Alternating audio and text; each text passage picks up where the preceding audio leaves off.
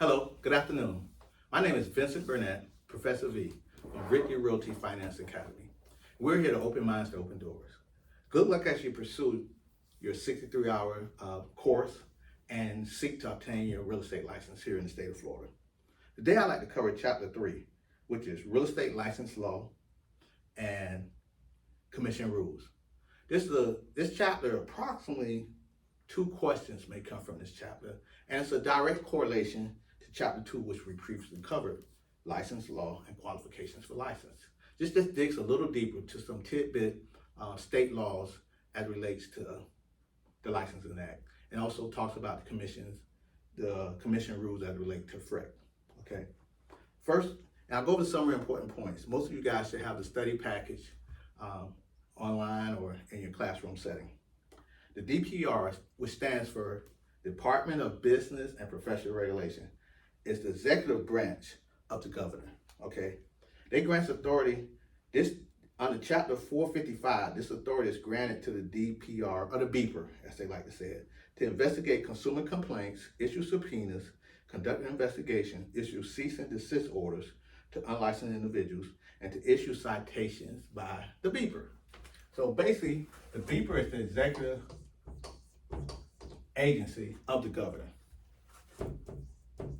I believe from Chapter 2, we stated that FREC, real estate, is the FREC commission, I believe, which was 5 licensees, 2 unlicensed, and at least 4 of the licensees must be active brokers. Okay? So this is the administrative arm of the FREC that carries out the Florida Real Estate Commission's rules, agendas, objectives, etc. And they're overseen as part of the governor's cabinet, and the division director is appointed by the governor. Okay. The commission as I just spoke, the commission consists of 7 members, 5 professional members, 2 consumer members, which 4 must have an active broker license that I just spoke on. Members of the commission are appointed by the governor, subject to Senate confirmation, and are not employees of the beeper.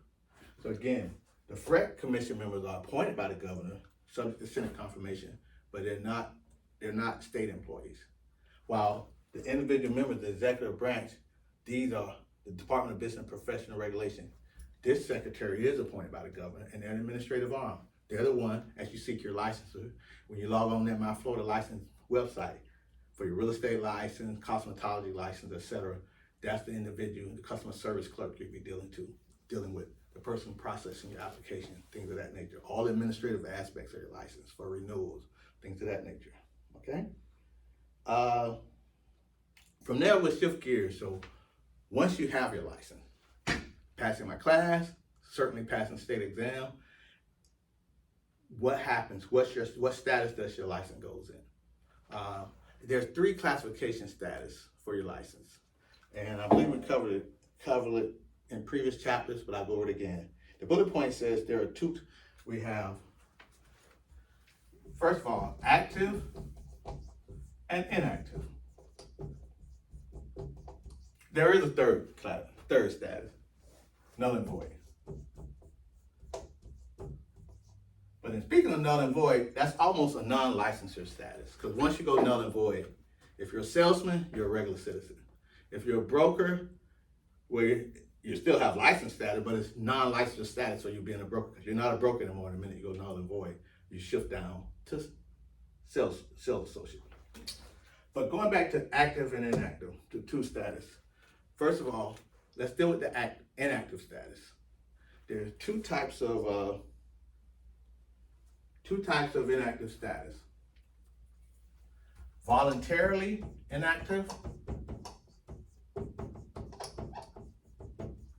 and involuntary inactive.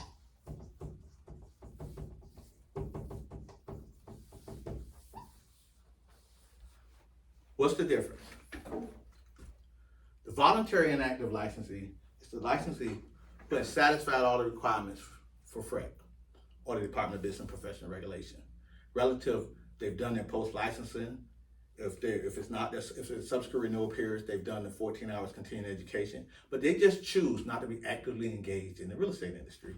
Accordingly, since that sales associate or broker associate doesn't have their license actively placed within a broker, they're in a voluntary inactive status.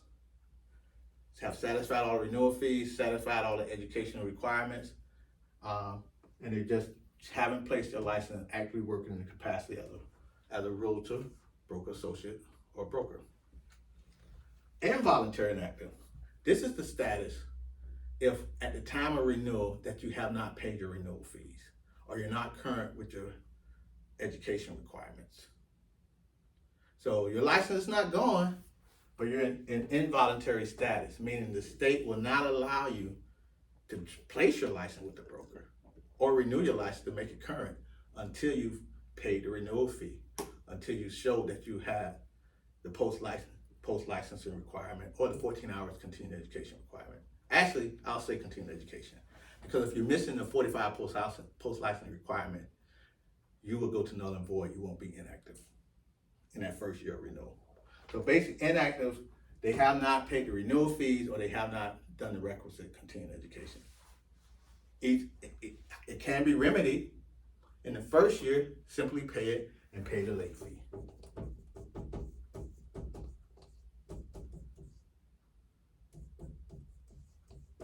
If you go 1 year in an involuntary inactive status, still got to pay the late fee. But now the state is saying not only do you need this late fee, but you need a 28-hour reactivation course. Because you've gotten a little stale and rusty. So instead of 14 hours continuing education, you need a 28-hour reactivation course in addition to the late fee. And again, in doing such, your license could either become current and active or voluntary inactive if you choose to still not place it with active status with the broker. Okay? And then the final one is null and void, and that would be someone who has not complied with the post-license requirement of 45 hours or 63, and actually they would have lost their license and would be in a non-licensure status. Okay? Yes. So that is active, inactive, null and void. Okay. The next point I want to bring up would be what happens occasionally. We don't have to bring it up, but occasionally real estate licensees may do things that cast the eye of the Department of Business and Regulation, or FREC. And if a broker license is, let's say the broker does, if your license is suspended or revoked, if a broker license is suspended or revoked, the licensees of the sales associates and broker associate registered under that broker are placed in involuntary inactive status. Once new employment is secured, the licensee status is changed to active. What is that saying? That broker associate, that sales associate, must be underneath the current and active broker. So accordingly, the minute that broker license becomes suspended or inactive or revoked, they have to place their license with someone else. Mm-hmm. Okay, within I think on a 10-day, 15, on an interim period, a temporary broker can be assigned. However, those brokers must be placed with, must be underneath the guidance of a broker, a current active broker at all times. Licensees must notify the beeper within 10 days of a change in mailing address. This number you may see it in the key numbers. If it's not there, remind Professor V to add it. But that's the key number, 10 days for a change in mailing address. The theory behind this, at all points in time, the state would like to know where their licensees reside, for no matter the classification. Multiple license refer to those licenses which a broker holds more than one license. Okay, a broker may be a qualified broker for a variety of different corporations, real estate corporations. In essence, they would have more than one broker license. Okay. A group license usually is done for owner developer. A group license issued to a sales associate or broker associate employed by owner developer or real estate developer who owns properties in the names of various entities. A group license entitles a licensee to work for the separate sales projects owned by that same owner developer. For instance, if a sales associate or broker associate was working for Lennar Homes, and they may work for Lennar Homes of Dade County, or the capital city Lennar Homes, or Lennar Homes of the beaches. Assuming the beaches, I guess that would be Hutchinson Beach, assuming it's in Palm Beach County or Indian River County. But I guess it would be in the river, Palm Beach, I guess, or Martin County. I'm not sure what Hutchinson Beach is.